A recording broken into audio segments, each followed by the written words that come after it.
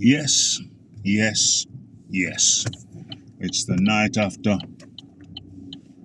the morning after, or the morning after, the night after, whichever it is. It's actually the afternoon. And it's the Raphael Dawkins Combat Radio, and we're talking about Christopher Eubank Jr.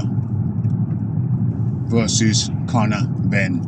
Okay, I don't know what that dude was waiting so long for. What the hell is he doing? Must be a pensioner. Okay, so I saw it. No doubt most of you will have saw it. Some of you would have checked out my prediction video. My prediction unpredictably went awry. Nobody called that. Let's get it right. Nobody called that fight as it played out. What was it? It was pretty much a damn near washout. It was pretty much a washout. One judge gave it, I think it was 10 rounds to 2. Another judge gave it about 8 rounds to 4. Don't quote me on that. And another judge gave it pretty much even Steven. Almost 6 rounds apiece, as I understand it. So that was cray. Something like, yeah, that was cray. Talking about even Steven, that was madness. What was on Rafi's card? I gave Christopher Eubank Jr. 1 round. 1 round, and that was the 5th. And that's some crazy work. Absolutely crazy work. But yeah, that's how it was. And I think I was being generous. at that. So it's fair to say that was pretty much a shutdown, a shutout, a washout, shutout, washout. And who saw that coming? Nobody, baby. I don't even think Conor Benn's team saw that coming. That was just totally absurd. Totally absurd. So yeah, it was a fight that nobody predicted going that way. I did anticipate, both in the first and the second fight, I did anticipate that if Conor Benn came in with a intelligent tactic, he could win the fight. However, that was the first fight. However, Conor Benn came in the first fight without jabs. Conor Benn came into the first fight without using jabs. Now, who were the best fighters who never used the jab? I don't know, but it's crazy to me because the jab is such an acknowledged tool. But for a dude to come in and not use the jab, to me, was just cray. It was crazy. You know what I mean? But there you go. Now, I thought, well, what about the second fight? I said, cool. Well, coming into the second fight now, using your jab, well, I don't know. Because you've got Christopher Eubank Jr. feeling so comfortable. I don't know, I don't know if you can really get him phased, get him out of pocket. I don't know if you can really do that. But I did feel that I didn't think it was beyond Conor Benn. I just thought winning. I just thought it was highly unlikely, being that he was even though the first fight was a close fight, he still, Christopher Eubank Jr. had the measure of him. It was very clear that he had the measure of him. And so I thought, I don't know, man. Psychologically, Chris might just have his number. But alas, that was my prediction, that Chris would have his number. But alas, that was not to be. And alas, that was not the case. What actually happened was that Conor Benn and his team came up with a totally different game plan, and Conor stuck to the game plan. He did what he had to do. He used the jab, which should have been a no-brainer first time around, but evidently not. He used the jab, and then what's this guy doing? This guy's driving like a pensioner. What's going on? Look at him. Look at him. Look at him. All right, let's try and get rid of this dude now. Thank you. Move, shift. You know what you're doing. So Conor came with the game plan should have had first time around. Calm, studious, using the jab, using head movement, using intelligent footwork. He did everything this time around that he should have done the first time around and didn't. Forget about the Hail Mary swings. Forget about that. I understand why he did it first time around. Don't need to do it second time around. No mind. So yeah, forget about all that nonsense, all that aggro. Calm, intelligent, tactical work, and intelligent applied aggression. And that's what Conor did. Use the footwork, use the head movement, use lots of jabs, body work galore.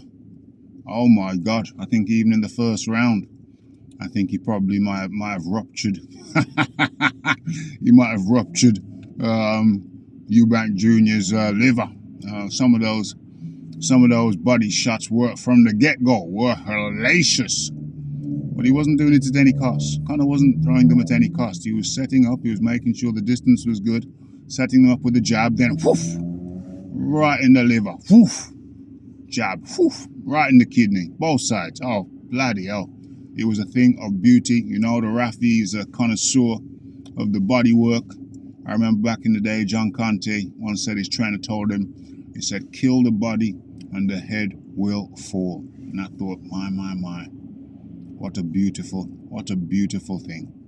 And it was a beautiful sight. And Conor fought beautifully. Now, on to Eubank Jr. What went wrong for Christopher Eubank Jr.? Well, we saw that Christopher was not firing on all cylinders. I think it's fair to say, I think everyone would agree, that Christopher Eubank Jr. was not firing on all cylinders. As a consequence of this, the fight just ran away from him.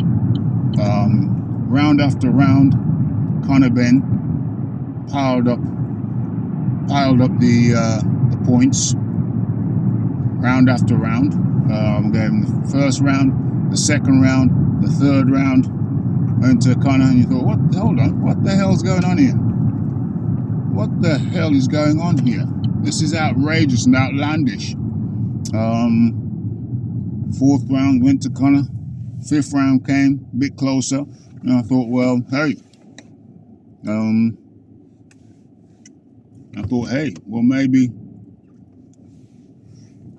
Maybe this was closer, but maybe I'll give this to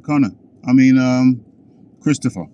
And it wasn't because Christopher was so convincing in that round. It's just that he did better than he did in other rounds, and you thought, oh my God, let me give him this out of sympathy, maybe. You know? Let me give him this out of sympathy, maybe. But yeah, I gave the fifth round to Christopher Eubank Jr. And that was it. I think one of the later rounds could have gone to Christopher, but I gave it to Conor because I didn't think Chris had done enough. So yeah, it was one round. I gave one round to Eubank Jr.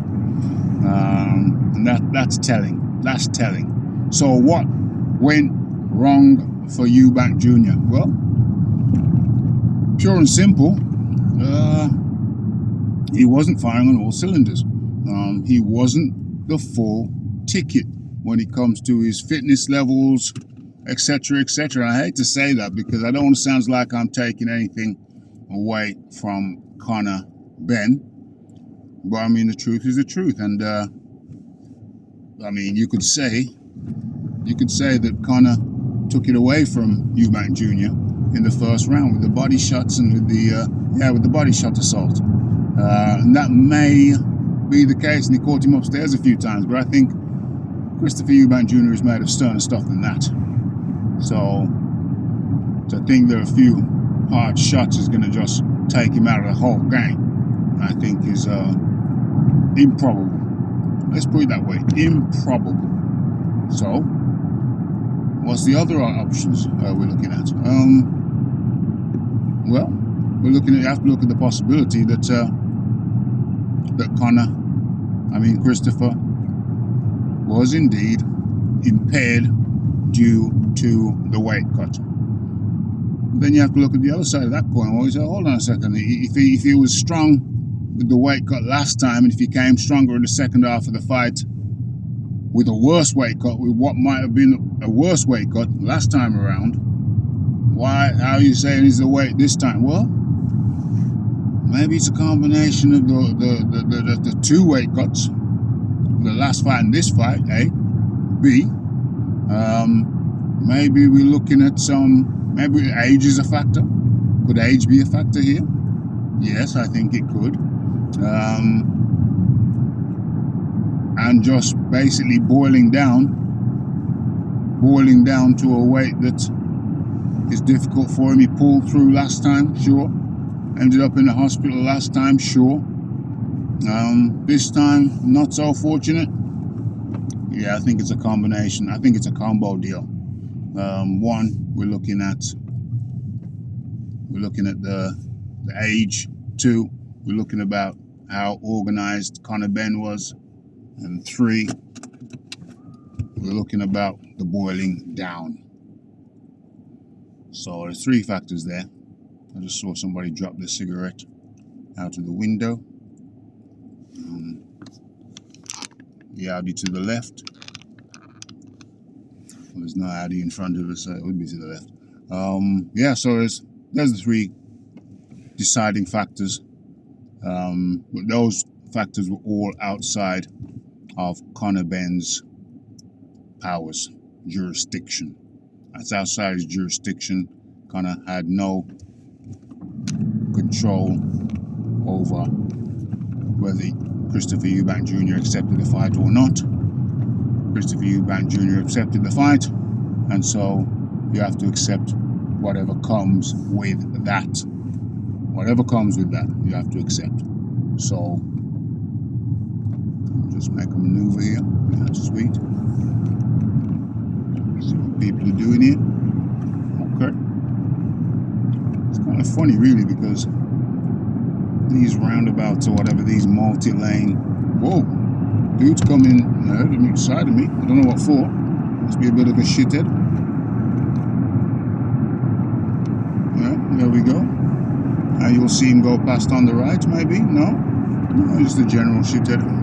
Multi-purpose shithead. Don't know what he's doing. But do I know what the fuck I'm doing? Because I'm in the wrong lane, I think.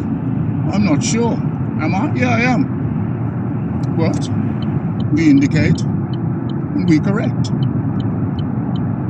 Who's this dickhead on the outside? Yeah, same one as before. But anyway, so yeah, that is my synopsis of the fight. What's going on here? This guy looks like he's not made up his mind where he wants to be. Look at him. The idiot. Move. That is my synopsis of the fight. Damn good fight. Damn good fight. What next for Conor Benn? Well, he says he wants to go down. He says he wants to go down in weight and fight at welter. Well, he can do that, but I mean, he's just gone up and fought a middle. So the chances are that is he going to be able to comfortably go down now? He's fought twice back-to-back at middleweight, and he looked very solid at middleweight. Short, but solid at middleweight. So, there's a big question mark there. Big question mark about how he's going to fare. How he's going to fare at middleweight. Big question mark. What's this guy doing? Probably can't see him indicating anyhow. Okay. I'm going that way too. So what you gonna do? What you gonna do? Too many videos of anyway. So it's a question mark. It's a question mark for Conor now. Over the 2 fights, Conor was reputed to have earned what, 16 mil? 2 times 8. Does that make 16? Correct me if I'm wrong. And over the 2 fights, what the hell's going on here? Jeez. What is that? Over the 2 fights, Christopher Eubank Jr. is reputed to have made in the region of what, 10 mil per fight? Look at this. 3 cars bunched up going the same speed. Look at this. Look at this. Look at this. Okay, I'm going faster than I should be. I slow down, come to a, yeah. Okay. Oh my God, look at these 2 dildos. Look at these 2 dildos. Look at them. Look at them, y'all. Look at them, y'all. Yeah, let me just speed up. Overtake this dildo. Yeah, oh, now he indicates left. Oh my God. I love driving. So fun.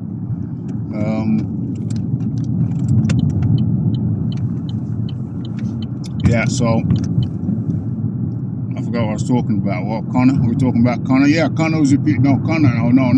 Christopher was reputed to have made in the region of what? I forget this. Christopher was reputed to have made in the region of 20 mil, 10 mil per fight. So how is that going to work? How's that going to work? That's 20 mil, isn't it? 10 times 10 is 20.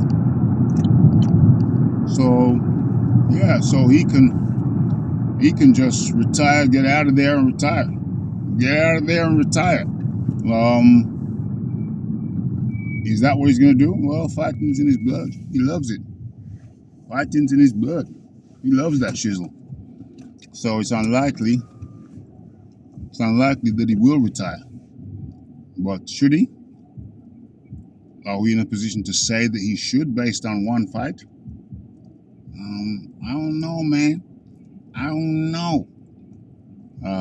My personal opinion, it's probably being boiled down, but he did say in the post-fight press conference he's been going through some things. What those things were, he didn't elaborate. Ben Shalom said that he was in training camp. He saw Chris in training camp, and he concurs there was something wrong, and he Ben, thought it was a miracle that Christopher actually made it to the fight. So it might be true. It might be true. But that takes nothing away from Conor Benn. Conor Benn gave him a proper taking care of. And yeah, there can be no argument. There can be no argument about that. Okay, so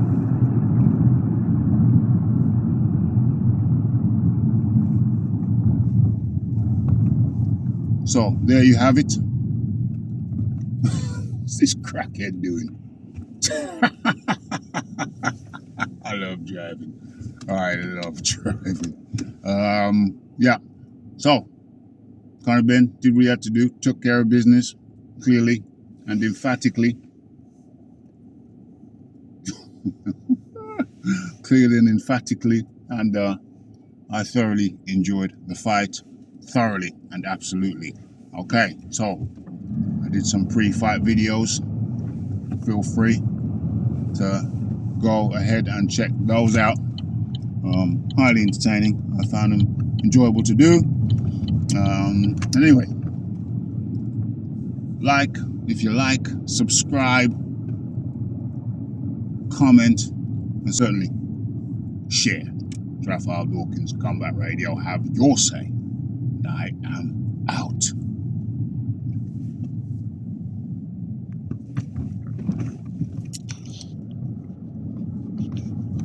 Trying to turn this damn thing off.